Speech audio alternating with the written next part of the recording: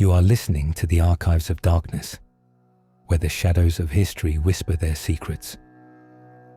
Content warning. This episode contains descriptions of grave robbing, murder, and human remains used for disturbing purposes. Listener discretion is advised. In the small, windswept town of Plainfield, Wisconsin, the world seemed still. Quiet farms, pale fields, and lonely country roads. But inside one weathered farmhouse, something unspeakable was taking shape. The man who lived there, Edward Theodore Gein, would become one of the most chilling figures in American history. Ed Gein was born in 1906 to George and Augusta Gein. His father was a violent alcoholic, his mother, a strict, fanatically religious woman who preached that all women were instruments of sin and corruption. Under her influence, Ed grew up isolated from the world, forbidden to make friends or even speak to other children. He learned early that love, desire, and guilt were all the same thing, a curse. When George Gein died in 1940 and his brother Henry, under mysterious circumstances, in 1944, Ed was left alone with his mother. He adored her. But when Augusta died the following year, something broke inside him. He boarded up her rooms, preserved her belongings, and began slipping into a world between the living and the dead. By day, Ed was a quiet handyman, doing odd jobs for his neighbors, running errands, trusted by the townsfolk. But at night, he walked among the graves. He began exhuming recently buried women, taking their bodies home to his farmhouse. He read medical books, anatomy guides, and pulp magazines about cannibals and Nazi experiments.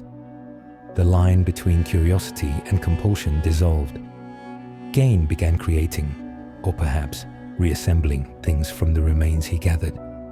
Masks made from human skin, furniture upholstered in flesh, bowls made from skulls. He tanned hides, preserved organs, and shaped them into grotesque household objects. To Ed, this was not horror, it was comfort, a way to bring his mother back piece by piece. In November 1957, the owner of a local hardware store, Bernice Warden, vanished. Her last customer, Ed Gein. Sheriff's deputies followed the trail to his farmhouse. Inside, what they found defied understanding. Warden's body hung from the rafters, decapitated and gutted. And throughout the home, lampshades, masks, and clothing fashioned from human remains. When questioned, Ed confessed with a chilling calm. He admitted to killing Warden and another woman, Mary Hogan, but claimed most of his materials came from grave robbing. He said he wanted to create a woman suit to become his mother. Again, the idea was not born of hatred, but of longing, a grotesque expression of love and loss. Declared legally insane, Gein spent the rest of his life in institutions where he remained gentle and cooperative, almost childlike. He died in 1984 and was buried beside his mother in Plainfield Cemetery, the same ground he once disturbed. Even his grave was later desecrated by souvenir hunters, as though the curse of his legend could never quite rest. The story of Ed Gein would echo far beyond Plainfield. He became the dark inspiration behind Psycho's Norman Bates, the Texas Chainsaw Massacre's Leatherface, and the Silence of the Lambs' Buffalo Bill.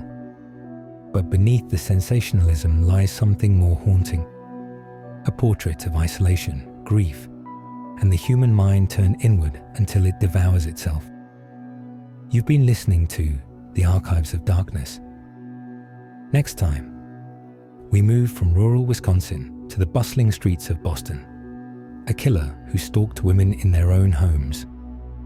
Episode 11. Albert DeSalvo, the Boston Strangler.